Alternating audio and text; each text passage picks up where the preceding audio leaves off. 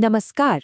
आज हम इतिहास के एक ऐसे दस्तावेज के पन्नों को पलटने जा रहे हैं जिसने आर्टिफिशियल इंटेलिजेंस यानी कृत्रिम बुद्धिमत्ता की पूरी बुनियाद ही रख दी थी। हम बात कर रहे हैं एलन ट्यूरिंग के 1950 के उस ऐतिहासिक पेपर की जिसका नाम है कंप्यूटिंग मशीनरी एंड इंटेलिजेंस। सच कहें तो ये सिर्फ एक तकनीकी पेपर नहीं है, ये एक ऐसा मास्टरपीस दार्शनिक ढांचा है जिसने हमारे आज और कल की रूपरेखा तय की। तो चलिए ट्यूरिंग के इस अद्भुत विजन को डिकोड करने की शुरुआत करते हैं। ट्यूरिंग अपने पेपर की शुरुआत एक बेहद उत्तेजक और शायद इतिहास के सबसे बड़े दार्शनिक सवाल के साथ करते हैं, क्या मशीनें सोच सकती हैं? लेकिन मजे की बात देखिए, ट्यूरिंग इस सवाल के जाल में फंसने से तुरंत बच निकलते हैं। उनका मानना था कि मशीन और सोचने जैसे शब्दों की कोई एक फिक्स्ड परिभाषा ढूंढना बिल्कुल बेकार और खतरनाक काम है। अगर हम आम लोगों से इसका मतलब पूछने लगे तो ये तो एक तरह की वोटिंग जैसा हो जाएगा, जो कि वैज्ञानिक रूप से बिल्कुल हास्यास्पद है। इसलिए उन्होंने इस उलझे हुए सवाल को एक बिल्कुल नए और साफ नजरिए से देखने का फैसला किया। आज के इस विश्लेषण में इस भारी भरकम दार्शनिक विषय को हम 4 आसान और दिलचस्प हिस्सों में बांटेंगे। पहला, द इमिटेशन गेम। दूसरा, द यूनिवर्सल मशीन। तीसरा, आलोचकों को ट्यूरिंग का जवाब। और आखिर में द चाइल्ड मशीन। चलिए आगे बढ़ते हैं। पहला भाग है द इमिटेशन गेम। जैसा कि हमने बात की, ट्यूरिंग को सोचने की परिभाषा बहुत ही व्यक्तिपरक लगी। उन्हें एक ऐसे पैमाने की जरूरत थी जो इंसानी बुद्धि और मशीन के बीच एक बिल्कुल स्पष्ट रेखा खींच सके। तो आइए इस पर गहराई से नजर डालते हैं।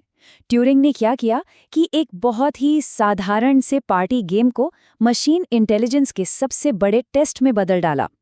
मूल गेम में एक आदमी और एक औरत होते थे और सवाल पूछने वाले को ये पहचानना होता था कि कौन आदमी है और कौन औरत।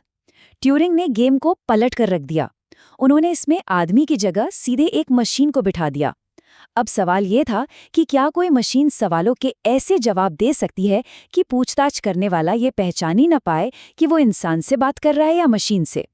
ये ट्यूरिंग का एक ऐसा मास्टर स्ट्रोक था जिसने मशीन के रंग रूप को नहीं, बल्कि सिर्फ और सिर्फ उसकी बौद्धिक क्षमता को परखने का एक निष्पक्ष तरीका दुनिया के सामने रख दिया। अब आते हैं दूसरे भाग पर, द यूनिवर्सल मशीन। 1950 के दशक में मशीन शब्द का आखिर क्या मतलब था, ये समझना बहुत जरूरी है। ट्यूरिंग ये एकदम साफ करना चाहते थे कि उनका मतलब हर तरह की इंजीनियरिंग तकनीक या कलपुर्जों से नहीं है। उन्होंने अपना फोकस विशेष रूप से डिजिटल कंप्यूटर पर रखा। ट्यूरिंग के मुताबिक डिजिटल कंप्यूटर के 3 मुख्य हिस्से होते हैं। पहला है स्टोर। इसे हम कागजों के असीमित भंडार या एक जबरदस्त याददाश्त की तरह समझ सकते हैं। दूसरा है एग्जीक्यूटिव यूनिट। ये वो हिस्सा है जो असली काम करता है, जैसे गुणा भाग या जोड़ घटाव। और तीसरा है कंट्रोल। इसका काम है ये देखना कि सारे निर्देशों का सही क्रम में पालन हो रहा है या नहीं। यह बिल्कुल वैसा ही है जैसे कोई इंसान किसी नियम की किताब को पढ़कर कदम दर कदम अपना काम कर रहा हो। और बस यहीं से यूनिवर्सल मशीन का क्रांतिकारी सिद्धांत निकलकर सामने आता है। यहाँ सबसे बड़ी बात यह है कि कोई भी डिजिटल कंप्यूटर, अगर उसमें पर्याप्त स्टोरेज और स्पीड हो, तो वो किसी भी अन्य डिस्क्रीट स्टेट मशीन की पूरी तरह से नकल कर सकता है। मतलब सभी डिजिटल कंप्यूटर अंदर से एक समान ही है, बशर्ते उन्हें सही तरीके से प्रोग्राम किया गया हो। हर नए काम के लिए कोई नई मशीन बनाने की जरूरत नहीं है, बस उसका प्रोग्राम बदलने की देर है। इस बात को और अच्छे से समझने के लिए ट्यूरिंग हमें इतिहास में चार्ल्स बैबेज के 19वीं सदी के एनालिटिकल इंजन के पास ले जाते हैं। बैबेज का वो इंजन पूरी तरह से मैकेनिकल था, उसमें बिजली का नामो निशान तक नहीं था। इसके जरिए ट्यूरिंग ये साबित करते हैं कि कंप्यूटर के लिए बिजली का होना कोई सैद्धांतिक आवश्यकता नहीं है। बिजली का इस्तेमाल तो सिर्फ काम को तेजी से निपटाने के लिए होता है। जो असली चीज है वो है उसका गणितीय और तार्किक ढांचा। अब बारी है तीसरे भाग की, आलोचकों का जवाब। ट्यूरिंग बहुत अच्छी तरह जानते थे कि उनके इन क्रांतिकारी विचारों पर हंगामा बरपना तय है। दार्शनिकों, वैज्ञानिकों और आम लोगों की तरफ से कई आपत्तियां आनी ही थी।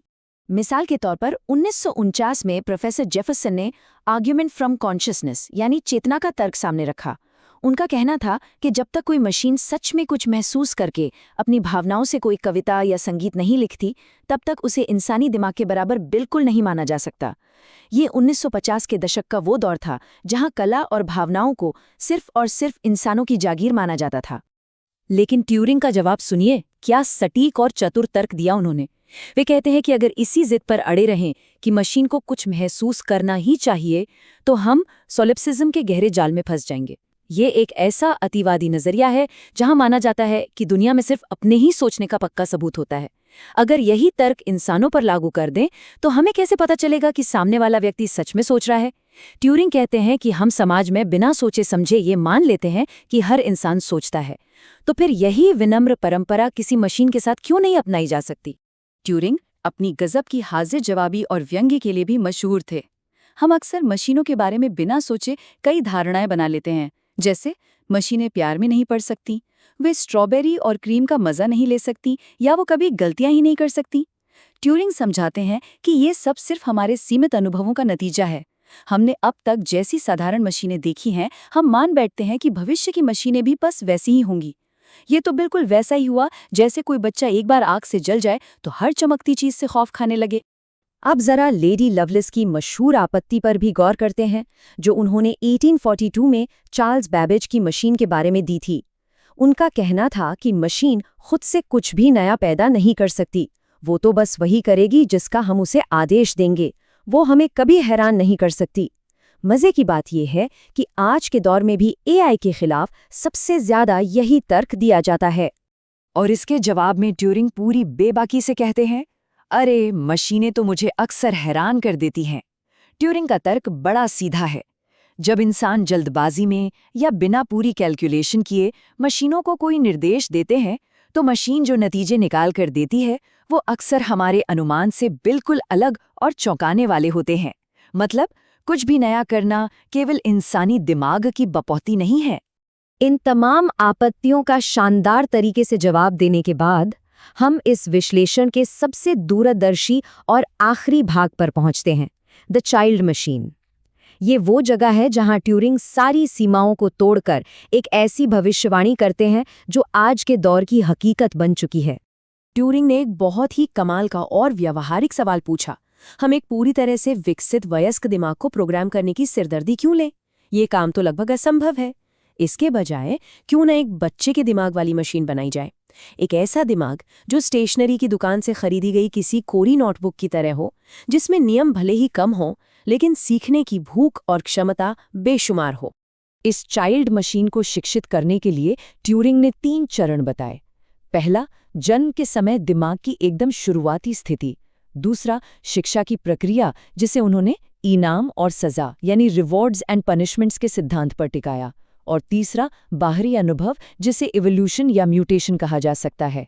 जरा गौर करने वाली बात है, ये कोई और चीज नहीं बल्कि आज के आधुनिक मशीन लर्निंग और रीएनफोर्समेंट लर्निंग का ही ब्लूप्रिंट है, जिसे ट्यूरिंग ने 1950 में ही बड़ी आसानी से भांप लिया था।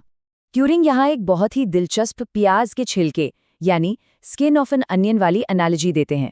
वे कहते हैं कि जब हम दिमाग के काम करने के तरीके को सिर्फ एक मैकेनिकल चीज मानते हैं, तो हम परत दर परत उन कामों को हटाते जाते हैं जो हमें असली नहीं लगते।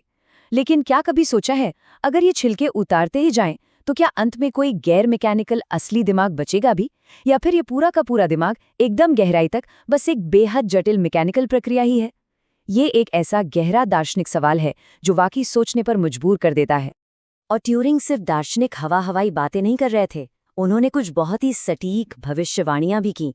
उन्होंने अनुमान लगाया था कि साल 2000 आते आते कंप्यूटरों के पास लगभग 1 बिलियन यानी 1 अरब डिजिट्स का स्टोरेज हो जाएगा। और उनका मानना था कि इतनी क्षमता के साथ कंप्यूटर महज 5 मिनट की बातचीत के बाद इमिटेशन गेम में एक इंसान को धोखा देने में 70% तक सफल हो जाएंगे। आज जब हम अपने आसपास के आधुनिक एआई को देखते हैं तो उनका ये अनुमान कितना सटीक लगता है।